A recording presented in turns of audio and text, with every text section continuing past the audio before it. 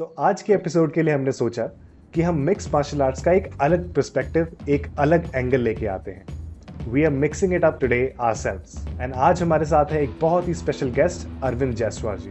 Arvind is actually a national MMA referee and judge who has very closely seen the growth of the combat sports circuit in India over the years. He's a Shodan black belt in karate himself and he has won many national level competitions over the many years. He's also the founder of Inventor Sports and Fitness Academy in Mumbai, where his team and he have been training the next generation of MMA fighters all the way since 2018. ये sporting world में एक coat है, good sportsmanship goes beyond the game, it starts with respect. तो ये coat के बारे में आपके क्या विचार हैं? जैसे कि मेरा बैकग्राउंड फिलहाल कराटे से किक बॉक्सिंग से एमएमए तक आया हूँ। जो स्पोर्ट्स है, जो मार्शल आर्ट है, इसमें रिस्पेक्ट करना ये सिखाया जाता है। हमें स्टार्टिंग से ही हर स्पोर्ट्स की रिस्पेक्ट करना सिखाया जाता है। सपोज कल कोई पार्टिसिपेंट फाइट करता है, सपोज वो कुछ हारता है या जीतता है, तो रिस्पेक्ट करना चाहिए। रिस्पेक्ट करना पहले जरूरी है, ठीक है? क्योंकि फिर से मेहनत करके करके वो फाइट कर सकता है, नेक्स्ट के लिए तैयार हो सकता है। तो रिस्पेक्ट। अरविंद जी, शुरू करते हैं थोड़ा सा आपके बारे में जानने के बारे में। एंड आप एक खुद शाओडन ब्लैक बेल्ट हैं, तो आपने अपनी जर्नी, अपनी मिक्स मार्शल आर्ट जर्नी कैसे शुरू की? क्या आपके इंस्पिरेशंस थे एंड कैसे आप इस फील्ड में आए? मैं एक्चुअली धारावी जैसे एरिया में से बिलोंग करता हूँ, ठीक है? तो उस एरिया में कैसा बहुत सी प्रॉब्लम क्रिटिकली है और इंजरीज को फेस किया हूँ। फेस करने से क्या उससे एक रिफ्लेक्शन हुआ कि हाँ, मुझे सेफ्टी चाहिए या सेल्फ डिफेंस के लिए सीखना है। तो उससे इंस्पायर हुआ कि मुझे सेल्फ डिफेंस के लिए कुछ ना कुछ सीखना है। तो मैं 1998 में कराटे ज्वाइन किया, 1998। फिर उसके बाद वो कंटिन्यू करते करते तो 2006 में ब्लैक बेल्ट हो गया, ठीक है? उसके बाद करते करते स्पोर्ट्स कैसा अपडेट होते रहता है। तो उसके बाद किक बॉक्सिंग भी चालू किया मैं 2014 में। तो सब करते करते मेरे सर है मयूर बंसोड़े, जो मिक्स मार्शल फेडरेशन इंडिया के प्रेसिडेंट हैं। तो वो फिर 2018 में एमएमए कर जुड़ गया, सर से जुड़ा और एमएमए के फील्ड में फिर एंट्री हो गई वहाँ से 2018 से। तो आज के डेट में एमएमए में हूँ। अदर मार्शल आर्ट से कम भी तो 20+ ईयर से जुड़े हुए हैं। आप नॉट जस्ट एक MMA रेफरी हैं, बट आप जजिंग भी करते हैं। तो हम Yes, ये sir. जानना चाहते हैं आपसे कि ये दोनों रोल्स को आप बैलेंस कैसे करते हैं और इन दोनों रोल्स में अप्रोच डिफरेंट कैसी होनी चाहिए? हम रिंग में होते हैं, जब केज के अंदर होते हैं तो रेफरी होते हैं। उस समय हमको अपोनेंट को देखना पड़ता है कि इंजरी हुई है या नहीं हुई है, कुछ फाइट करने के हालत में है क्या नहीं है। इंजरी हुई तो हमारा जो मेडिकल स्टाफ रहता है, वो फिर उनको कॉल करते हैं। तो वो मेडिकल स्टाफ भी बताता है कि हाँ, ये बंदा फाइट करने के लिए रेडी है कि नहीं। अगर रेडी नहीं है, डॉक्टर अगर बोल दिए, तो हम स्टॉप कर देते हैं। ये रेफरी का रोल है, ठीक है? और जज का रोल है जजिंग करना। तो जज कैसा, हम तो 10 और 9 से जज करते हैं। अगर जो फाइटर जीता उसको 10 मार्क और 9, जो हारा उसको 9। तो इस तरह से हम जजिंग करते हैं। तो ऐसा हमारा रोल है, ये केज के बाहर और केज के अंदर। बॉक्सिंग में, मिक्स मार्शल आर्ट्स में रूल्स हैं, जैसे 10-9, 10-8 स्कोरिंग जो एक तरीके से होती है if there is a down round. आपने रिसेंटली एक पोस्ट भी शेयर किया था अबाउट कॉम्बैट स्पोर्ट फेस्टिवल। और जो कॉम्बैट स्पोर्ट्स फेस्टिवल, ये रिसेंटली हम लोग ने अभी इस साल लॉन्च किया है एज अ ट्रायल बेस, कि आने वाले कल में हम और भी स्पोर्ट्स को लाना चाहते हैं। जैसे किक बॉक्सिंग हो गया, बॉक्सिंग हो गया, या फिर ग्रैपलिंग है उसमें, जो ब्राजील जिजित्सु और ये सांबो उसमें होता है, ठीक है? इसके बाद कराटे, हमारा जो बैकग्राउंड है कराटे से, तो इंटरनेशनल कराटे चैंपियनशिप भी रखा जाए इसमें। तो इस तरह से हर स्पोर्ट्स को लाने की कोशिश हमारी है। ये ट्रायल बेस है कि इस फेस्टिवल के थ्रू और भी स्पोर्ट्स हमसे जुड़े। तो अभी बॉक्सिंग बॉक्सिंग भी हम लोग जब ज्वाइन किए तो मीरा भाईंदर बॉक्सिंग एसोसिएशन से टाइप हुआ है। वो वन डे बॉक्सिंग भी रहेगा रखा है। इंडिया में। जैसे सैम्बो आपने बताया, जूडो बताया, ग्रैपलिंग बताया। हम्म। सैम्बो आई थिंक हम्म। मेरी लिमिटेड नॉलेज के हिसाब से बहुत ज़्यादा नहीं किया जाता प्रैक्टिस इंडिया में, नहीं, बट आई थिंक वैसे ये स्पोर्ट्स को भी ये रशियन इस रशियन पे बढ़ावा मिलेगा। रशियन गेम है सर। सांबो रशियन गेम है सर। हाँ जी, हाँ जी, बिल्कुल रशियन गेम है। ये बहुत ही बढ़िया एक प्लेटफॉर्म हो सकता है for emerging talent. All the very best to you and your entire organizing team at MMAFI to make this a grand success. तो आपके क्या ख्याल हैं about the current scenario? MMA जब स्टार्ट हुआ था, एक प्रोफेशनल टाइप से स्टार्ट हुआ था। प्रोफेशनली उसमें फुल कांटेक्ट होता था। और ये जब एमेच्योर स्टार्ट किए तो उसमें सेफ्टी, ये सब सेफ्टी प्लस और चीजें हैं जो सेफ रखने के लिए, फाइटर्स को सेफ रखने के लिए चालू किया। तो दोनों में डिफरेंट है।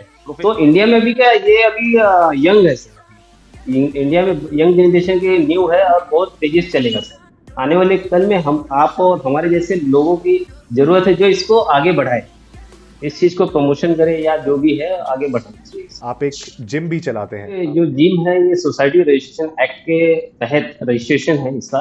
और हम सोशली तौर पे जो आम लोग हैं उन तक इस स्पोर्ट्स को पहुंचाने की कोशिश कर रहे हैं। जैसे बहुत से लोग स्पोर्ट्स तक जा नहीं पाते, बहुत से लोग रॉन्ग वे में जा रहे हैं, उन सबको स्पोर्ट्स में लाने की कोशिश कर रहे हैं। एकदम एक समझ लीजिए एकदम रेयर लेवल तक जाने की कोशिश कर रहे हैं। तो इन शॉर्ट आने वाले कल में फ्री भी सिखाएंगे, फ्री में भी चालू करेंगे, या हमारा ये गोल है कम से कम फीस ले और फ्री में सिखाए। ये स्पोर्ट्स को लाना, हर किसी को लाना, हर एक कॉमन मैन को लाना जरूरी है सर। इसके लिए हम इसके लिए वर्क कर रहे हैं। बिल्कुल सर, जैसे आप कह रहे हैं कि लोग दूसरी फील्ड्स में भी दूसरे कुछ गलत काम में ही पढ़ सकते हैं, बट अगर उनकी वो एनर्जीज को स्पोर्ट्स में लाया जाए तो काफी अच्छा उससे यस कुछ सर। आउटकम आ सकता है। So great initiative there sir. Yes. In your opinion यहाँ पे इंडिया में कौन से हैं जो अपने बडिंग फाइटर्स देखी हैं जिनमें सबसे ज़्यादा पोटेंशियल है? आप किसी का नाम लेना चाहेंगे इस क्वेश्चन में, वो दैट शुड बी फाइन। पर ये बडिंग इमर्जिंग टैलेंट जो आपने देखी हैं over the years, in the last 3-4 years, वो कौन होंगे? जैसे कि अंशुल जुबली करके थे, अभी अच्छे कंटेंडर थे। उनके लास्ट ईयर तक अच्छे फाइटर हुए। और भी अभी फाइटर्स निकले, जैसे अनस शेख करके एक फाइटर निकले। तो हमारे माफी की तरफ से अनस शेख है जो हमारा जो डोजो है जहाँ हम सिखाते हैं, हमारे यहाँ से भी एक ध्रुव शिरोडकर करके निकले। तो ऐसे अलग अलग फाइटर निकल रहे हैं और एक बेस्ट लेवल तक जाएंगे।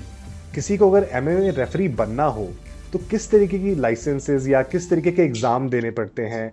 क्या ऐसा कुछ होता है? What is the entire process around that? क्या आप वो हमें समझाएंगे? एमएमए रेफरी बनने के लिए पहले तो आपको एमएमए फील्ड से होना जरूरी है। आपको किसी भी फील्ड में एक स्पेशलिस्ट होना चाहिए, ठीक है, just like karate, kick boxing, Muay Thai या जो भी हो। प्लस आपको यूनिफाइड रूल्स मालूम होना चाहिए। यूनिफाइड रूल्स, एमएमए के यूनिफाइड रूल्स के थ्रू हम लोग रेफरीशिप, जज, ये सब बनते हैं। तो ये सब चीजें का स्टडी करने के बाद ही आपको सर्टिफिकेट्स, लाइसेंस सब मिलते। तो जो हम अभी इंडिया में जो कर रहे हैं, अभी जो कर, तो इसी यूनिफाइड रूल्स के तहत ही काम कर रहे हैं। फिर आपको कुछ रूल्स एग्जाम्स क्लियर करना पड़ेगा, उसके बाद ही आपको इस एमएमए रेफरी या जुडी के इसमें आपको एंट्री मिल सकता है।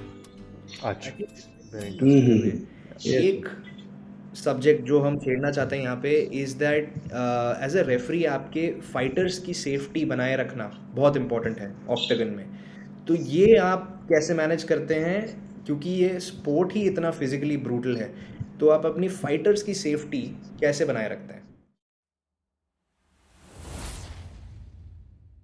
जब रेफरी रिंग में जब केज के अंदर होते हैं तो पहले उनको देखा जाता है कि अपोनेंट फाइट करने के लायक है क्या, या ब्लडिंग हो रहा है, या स्पाइन पे नहीं मारना है, बैक पे नहीं मारना है, या गिर गया, फाइटर गिर गया तो फेस पे नहीं मारना है। ये सब देखा जाता है।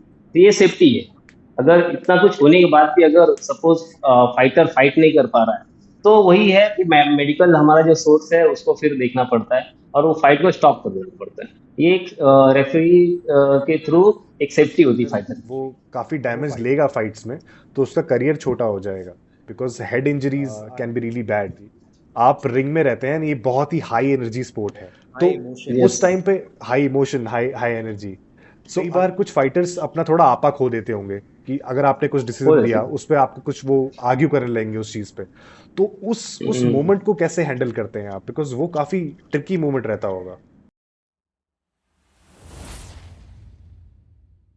उनको वार्निंग दी जाती है कि भाई ऐसा मत करो, ठीक है, ये स्पोर्ट्स है, नॉट हम्म, आप इधर कुछ ये नहीं कर रहे हैं, इंजरी करने नहीं, स्पोर्ट्स है, लग गया ठीक है, बट आप नेक्स्ट टाइम भी ट्राई कर सकते हो, हम्म, आप जीत सकते हो, कोई जरूरी नहीं कि आज ही जीत जाओगे, ऐसा कुछ नहीं। तो इस तरह से कुछ रूल्स है हमारे, तो रूल्स को फॉलो करके हम उनको शांत कराते हैं। क्या आपके साथ कोई एक्सपीरियंस ऐसा रहा जहाँ पे कुछ ज्यादा गुस्सा हो गया वो फाइटर? वो सब एक्सपीरियंस रहा है, लेकिन एक बार मैं जजिंग कर रहा था तो अंदर से अपोजिट ज्यादा ही हो गया था सर। तो उसमें क्या हो गया, अच्छा अच्छा। भाई रेफरी स्टॉप बोला फिर भी मारने की कोशिश की, एग्रेसिव हो गया। तो फिर बाद में फिर वो ओके। केज खोलना पड़ा, क्योंकि केज का गेट बंद हो जाता है, तो केज खोल के उसको स्टॉप करना।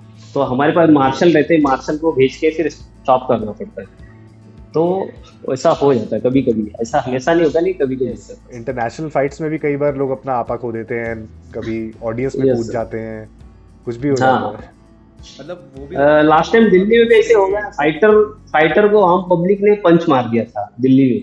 तो ऐसा हो जाता है, कभी फाइटर केज के अंदर मार देता है, कभी पब्लिक में से कोई किसी का सपोर्टिव रहता है तो ऐसा कर देता है। तो उसके लिए भी हम सेफ्टी रखते हैं कि फाइटर को ज्यादा से ज्यादा सेफ्टी रहे, कि कुछ लगे नहीं, इंजरीज ना आए। आई थिंक ऑडियंस को थोड़ा सा अपने आप को बाहर रखना चाहिए इस चीज से, उनको नहीं यस पढ़ना चाहिए, यस जो सर, फाइटर्स यस है उनको फाइट करने देना चाहिए। यस हाँ, yes because it's yes. A sport at the end of the day. All time top 3 favourite MMA fighters कौन है?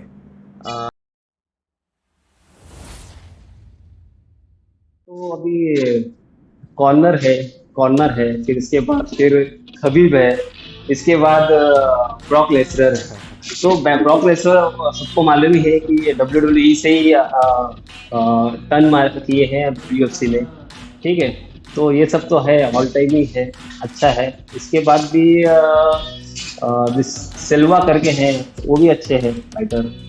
कॉनर मैग्रेगर एंड खबीब की फाइट में भी वो हुआ था कि खबीब केज से कूद गए थे हाँ, एंड ऑडियंस में चले गए यस थे। सर। यही सोच या रहा यस था। सर। आपने भी स्टडी करे होंगे इंटरनेशनल रेफरीज को, उनका स्टाइल क्या है, वो किस प्रकार को ऑक्टागन को कंट्रोल करते हैं, फाइटर्स की सेफ्टी इंश्योर करते हैं।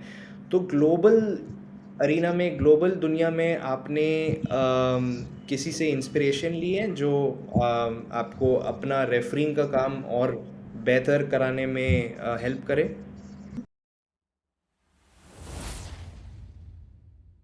2018 में माइक टाइसन इंडिया में आए थे, जो यहाँ पे MMA हुआ था, ठीक है, मुंबई में। तो उस दौरान एक जज थे, डैन मैकल करते थे। तो वो एक इंस्पायरिंग थे, कि उस समय बहुत ही रेयर थे। तो उस समय इंस्पायरिंग हुए, उनसे मैं डायरेक्ट मिला भी हूँ। मयूर बंसोड़ी जो हमारे सर हैं माफी के, मिक्स मार्शल फेडरेशन इंडिया के प्रेसिडेंट हैं, उनके साथ जाके मिला, और मुझे अच्छा लगा, एक्सपीरियंस गुड एक्सपीरियंस था उनके साथ।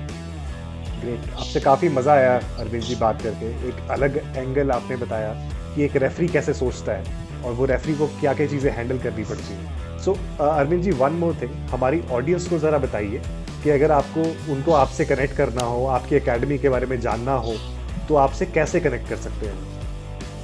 कनेक्ट करना था हमारे जो सोशल मीडिया है और वेबसाइट से, तो उस पर आप जुड़ सकते हैं, ज्वाइन कर सकते हैं। एटलीस्ट नियर बाय में भी हमारे जो माफी के तरफ से जो भी हमारे कलीग्स हैं, जो हमारे रेफरी पैनल में हैं या जजेस हैं, तो उनका भी एक तरह से सबका एक क्लास वगैरह है, जो स्पोर्ट्स क्लब है, उससे भी जुड़ सकते हैं, जुड़ के बहुत कुछ कर सकते हैं सर। बढ़िया, हम उसके लिंक इस वीडियो के अंदर डाल देंगे एंड हमारी ऑडियंस वो देख पाएगी। आपका एक्सपीरियंस कैसा रहा हमसे बात करके आज, कि इंडियन एमएमए फाइटर्स को, इंडियन एमएमए रेफरीज को, जो भी इंडियन एमएमए से जुड़ा हुआ है, उनको ज़्यादा से ज़्यादा प्लेटफॉर्म दिया जाए और मतलब उनकी उसी में भलाई हो। तो आपका इस बारे में क्या राय है? आप जो काम कर रहे हैं बहुत अच्छा काम कर रहे हैं, इससे कैसे MMA ऑन द स्पोर्ट्स को बढ़ावा मिलेगा और बहुत से लोग आने वाले कल में स्पॉन्सर भी आएंगे और स्पॉन्सरशिप भी करेंगे और हमारा जो MMA या स्पोर्ट्स है बहुत आगे बहुत तेजी से ग्रोथ करेगा। Thank you so much Arvind ji. Thank you.